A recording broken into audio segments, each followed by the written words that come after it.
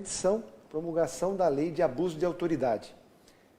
Muitos julgando que isso era absolutamente necessário, porque tínhamos uma legislação muito antiga, de 1965, e outros achando que essa legislação veio numa hora inapropriada, veio num momento em que parecia uma retaliação a determinados tipos de processos e inquéritos do Lava Jato, da Operação Lava Jato. Então, essa discussão fez com que se aflorassem aí essas discussões quanto até a ideologia que tenha motivado a promulgação dessa lei de abuso de autoridade.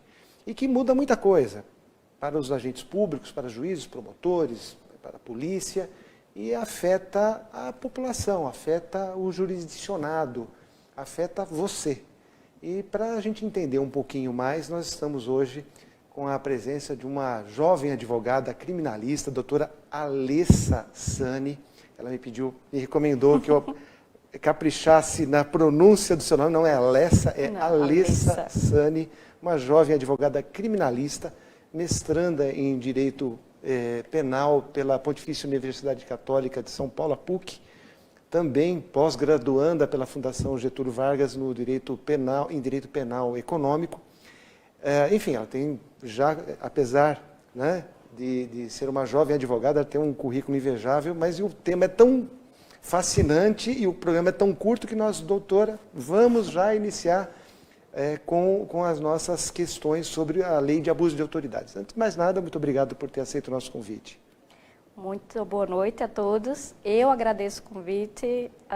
Para mim é uma honra e um prazer estar aqui conversando de um tema tão importante para todos, não só para quem estuda direito, não só para quem atua na área, mas especialmente para você, cidadão, que precisa conhecer seus direitos e precisa saber como se deparar e como agir numa situação de eventual abuso de autoridade. Perfeito. Quando nós divulgamos o nome do programa, o título do programa, eu pedi pelas redes sociais que as pessoas enviassem perguntas, questões, dúvidas, para que a gente pudesse debater aqui hoje. Uhum. E uma das coisas que eu notei, doutora, é que as pessoas se dividiram em duas grandes partes. Uma parte das pessoas fazendo perguntas, levando a crer que elas estavam entendendo que a lei de abuso de autoridade era algo contra a sociedade. Por quê? Por que isso? Porque facilitaria a vida dos criminosos ou daqueles que estariam sendo perseguidos em processos judiciais, inquéritos e tudo mais. E outros dizendo de que isso era uma redenção contra os abusos das autoridades que tomavam medidas erradas e tal. Então essa é a grande questão, doutora. Essa lei, ela veio para ajudar o cidadão, proteger o cidadão, ou veio para proteger os bandidos? Primeiramente, a gente sempre espera que uma lei em um Estado democrático de direito venha para proteger os cidadãos. Não à toa que a gente vive uma democracia. Então, as leis não deveriam ser criadas para quem está as elaborando, e sim para quem os representa. A questão é, desde o início dos debates, o público, não só leigo, mas também dentro do mundo jurídico, se dividiu nesses dois times, nesses dois grandes grupos. Aqueles que defendem a nova lei e aqueles que a rejeitam. A questão é que, primeiramente, é importante pôr que a edição de uma nova lei de abuso de autoridade nosso contexto atual é importante. Não só porque a nossa lei era antiga, mas sim porque ela foi editada num momento muito conturbado do contexto brasileiro, lembrando, em 1965. Então, a atualização é sempre muito importante, em especial porque o Código Penal, que seria o diploma que auxiliaria as leis extravagantes, que a gente fala, é um Código Penal também muito antigo, de 1940, embora várias atualizações já tenham sido feitas. Ocorre que o que gera muita polêmica, e ao meu ver foi o que gerou polêmica nessa lei, é o momento pelo qual ela foi editada. porque enxerga-se, de um lado, uma afronta ou uma resposta vingativa do parlamento às autoridades de justiça, em especial por causa da Operação Lava Jato. Doutora, essa questão do momento em que foi editado, né? As pessoas que entraram em contato aqui com o programa, né, comigo, enfatizaram muito essa questão, dizendo, olha, a Lava Jato foi uma operação, embora com um ou outro erro, um ou outro excesso, mas foi uma operação e que teve a grande aceitação por parte da população. No momento em que uma lei é dirigida contra, aparentemente, contra operações como a Lava Jato, onde aparentemente vai inibir a atuação de juízes e promotores, não vai fazer com que a população fique contra essa lei, uma lei que poderia ter sido editada para proteger a população, porque parece, como ele disse, de alguns que entendem, de que a lei de abuso de autoridade, que vai entrar em vigor agora no começo de janeiro de 2020, veio para proteger aquelas pessoas que são réus em processos tipo Lava Jato. Primeiramente, é uma cultura brasileira, e ao meu ver, uma cultura nefasta, a utilização de algumas circunstâncias que ganham muita repercussão social, sejam circunstâncias meramente sociais, sejam políticas, para engajarem a elaboração legislativa. É o que a gente chama hoje, dentro da academia em penal, de leis emergenciais. O que ocorre é que leis emergenciais, muitas vezes, sofrem ou estão invadidas de vícios, porque são emergenciais, não fazem parte de uma política criminal estruturada para receber. Um planejamento. Não, são leis que, devido ao apelo social e midiático, aparecem. Não foi diferente com a legislação de abuso de autoridade atual, como o senhor falou, mas eu não enxergo que ela seja uma afronta às autoridades, porque, muito diferente da anterior, ela tem uma técnica superior. Com tipos penais mais fechados, o que eu quero dizer que o funcionário público, ao invés de se sentir amedrontado, deveria se sentir também seguro, porque através da lei a gente consegue diferenciar, ou espera-se, como o senhor falou, a partir de 3 de janeiro de 2020, espera-se diferenciar quem ou quais funcionários estão agindo no estrito poderes do seu cargo, ou aqueles que estão desviando ou agindo com abuso. Para a gente tornar mais claro isso, doutora Alessa, quais são os exemplos de tipos penais agora que vão entrar em vigor em janeiro, para a gente entender, né, para quem está nos assistindo, poder compreender o que são esses crimes de abuso? Só para dar alguns exemplos, nosso tempo é curto, e a lei é um pouco... Posso dar vários exemplos, mas antes dos exemplos eu gostaria de deixar claro que essa lei, além do dolo, ou seja, no direito penal existe o dolo e a culpa. O dolo é quando você tem a vontade de agir daquela forma. A lei, ela existe também uma especial finalidade de agir. E essa especial finalidade de agir fica muito bem clara no seu artigo 1º, que é a finalidade do funcionário público de beneficiar-se ou prejudicar alguém, ainda que por mera satisfação pessoal. Então, quando vocês lerem todas as tipificações, lembre-se que elas precisam deixar claro essa especial finalidade. Dentre vários artigos que tipificam crimes de abuso de autoridade, podemos destacar a criminalização da decretação de prisões, ou então de limitação da liberdade de locomoção, fora dos padrões legalmente exigidos pelo Código de Processo Penal, a exemplo da prisão preventiva, prisão em flagrante ou prisão temporária. Tal tipificação já existia na legislação anterior, de 1965, porém de uma forma mais aberta, que poderia gerar interpretação dúbia, porque ela tratava de qualquer atentado à liberdade individual. Assim, ficaria em questão, por exemplo, uma prisão preventiva decretada fielmente aos ditames legais. Então, é uma questão técnica. Outro tipo que se configura como abuso de autoridade é a condição coercitiva de testemunha para depor, a condução de réu ou acusado, também coercitivamente, sem intimação, além de outras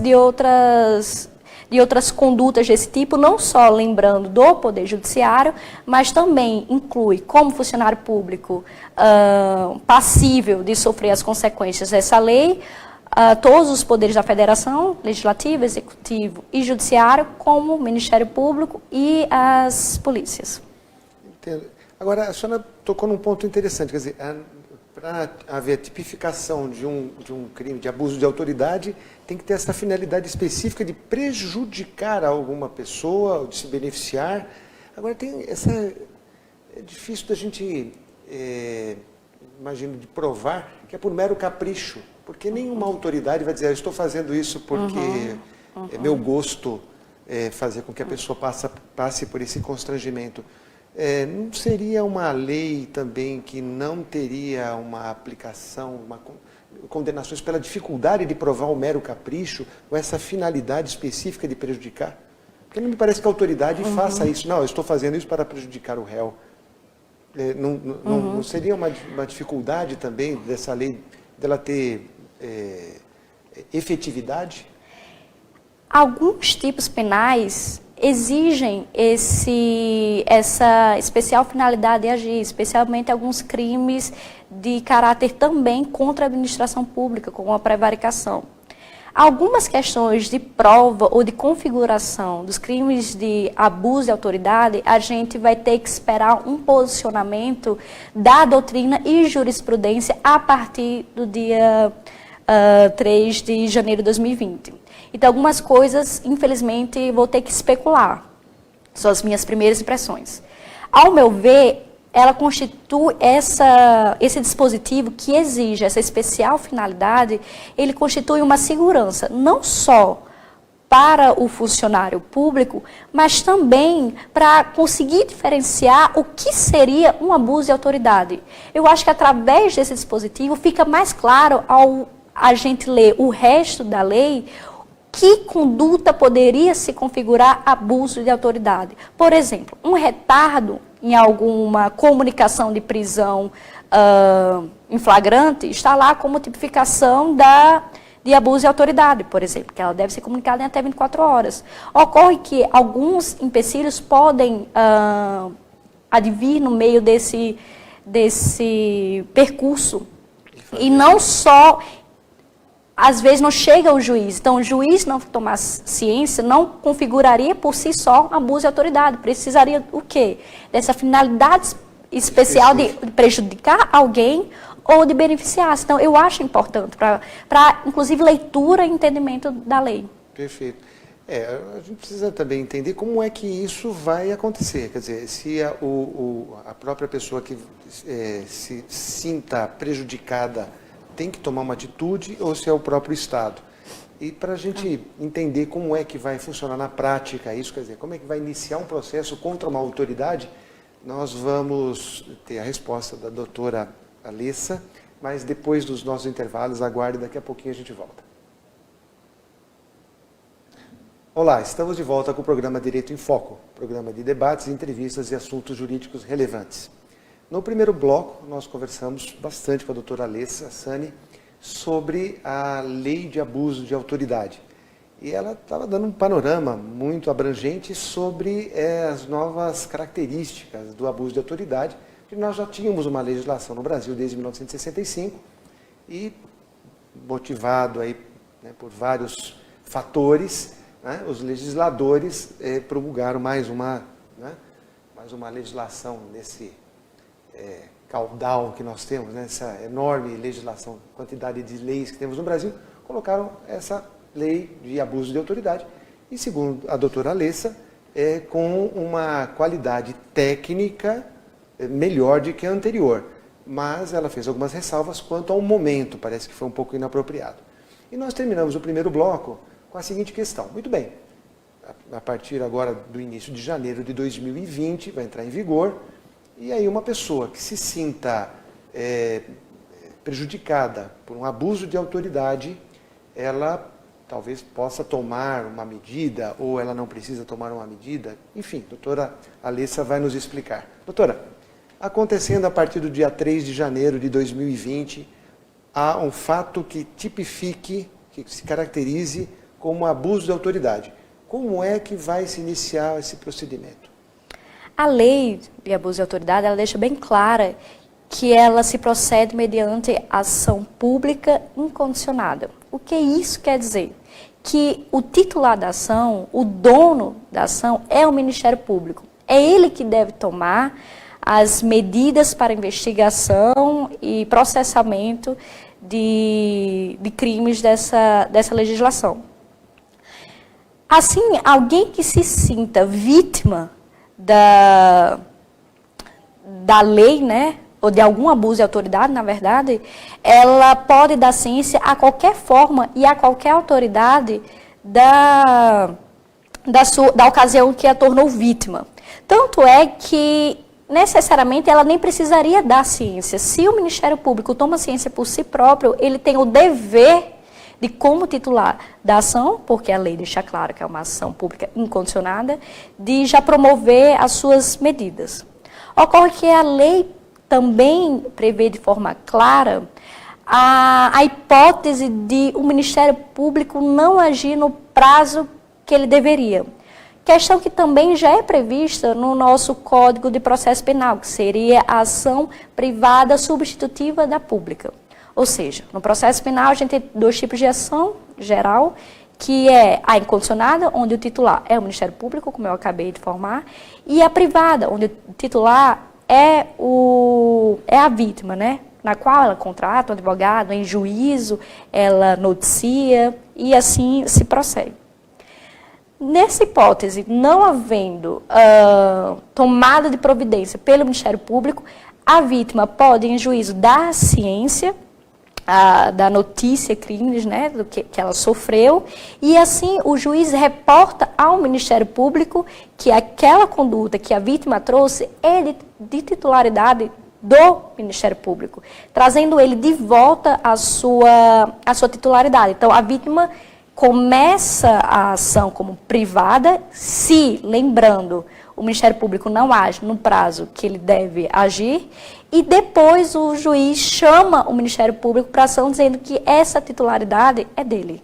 Então, ele volta para ser titular da ação. Então, a obrigação principal de instruir, de investigar, parte do Ministério Público. Quer dizer, a vítima necessariamente não precisaria tomar nenhuma atitude de forma imediata, mas se ele percebe que quem teria que tomar alguma atitude contra aquele ato de abuso de autoridade não tomou, aí ele ela tem até 6 meses para tomar essa providência de noticiar em juízo e assim entrar com uma ação privada substitutiva da pública.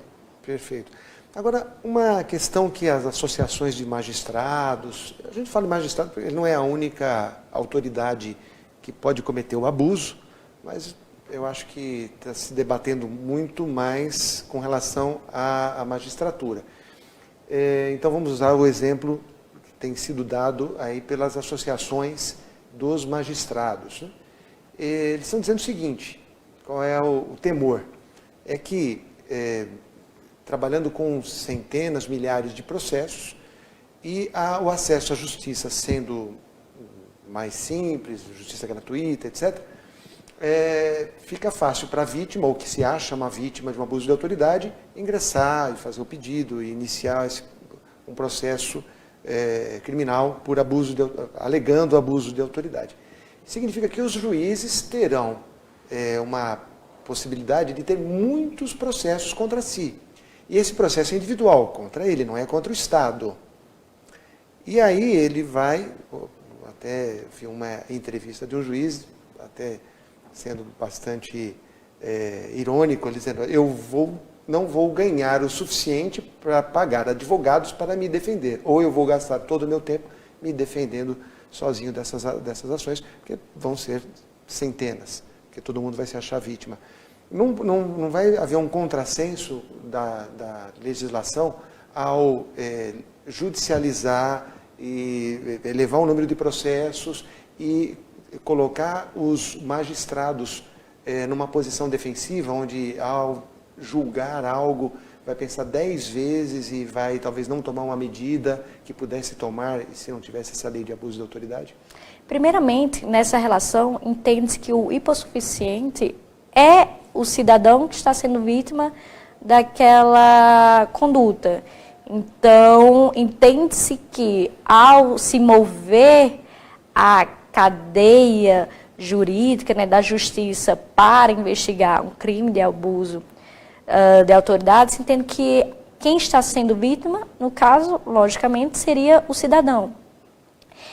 Os juízes, assim, essa questão, estão especulando tanto quanto nós. Assim, a gente está especulando como serão as ações, que número isso vai dar, mas é sempre importante notar que antes mesmo de uma investigação se dada, de o Ministério Público como titular da ação promover, né, as suas primeiras providências, é preciso que haja esses indícios de autoria e materialidade que se exige em qualquer ação penal. Ou seja, o que são indícios de autoria e materialidade? Indícios de que aquele funcionário público tenha, de fato, promovido alguma conduta no sentido de abusar dos seus poderes que tem em virtude do seu cargo e a materialidade de em que circunstâncias aquilo ocorreu. Então, isso é um juízo de admissibilidade prévia.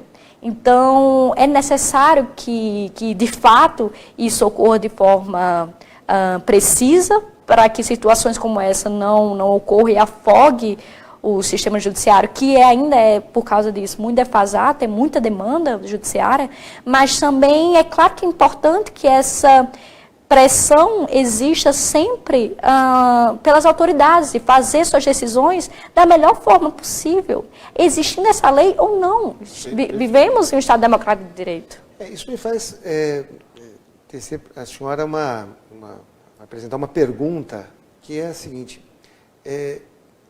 diante de tantas questões que me foram apresentadas aqui para o programa, qual que é a sua expectativa com relação à vigência da lei?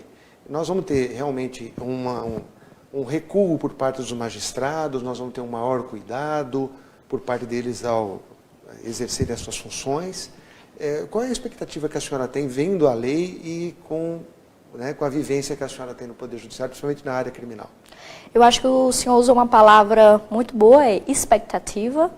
A gente tem que ter expectativa sobre alguma legislação. Eu espero que, embora o momento na qual ela foi editada pareça inapropriada, a sua técnica superior à lei anterior e atualizada aos moldes das necessidades atuais e da vivência das autoridades judiciárias, não só judiciárias, como policiais, Ministério Público e aqueles que estão envolvidos ou suscetíveis a sofrer as consequências da lei, seja de extremo cuidado.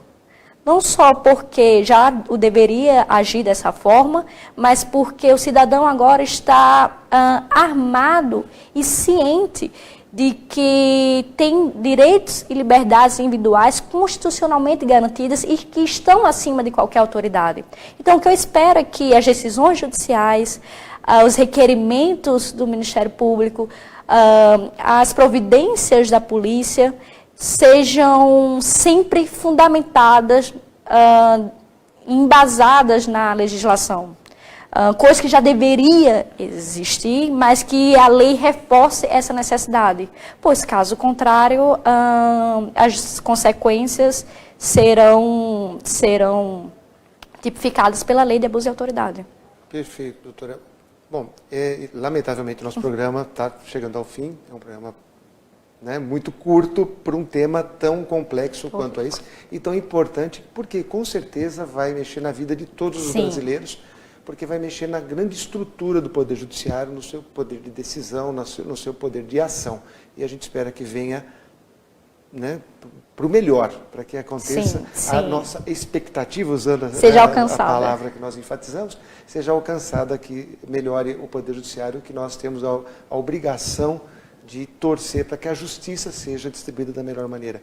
E eu tenho que agradecer imensamente aqui a sua presença, a presença de uma advogada criminalista potiguar, veio do Rio Grande do Norte, formada no Rio Grande do Norte, aqui para São Paulo, está fazendo o curso de mestrado e com certeza aqui todos que assistiram o programa ficaram muito satisfeitos aqui com a sua clareza e com a sua simpatia. Muitíssimo obrigado. E eu tenho a dizer que o programa Direito em Foco agradece a sua audiência e retorna na próxima semana, nesse mesmo horário. Até lá.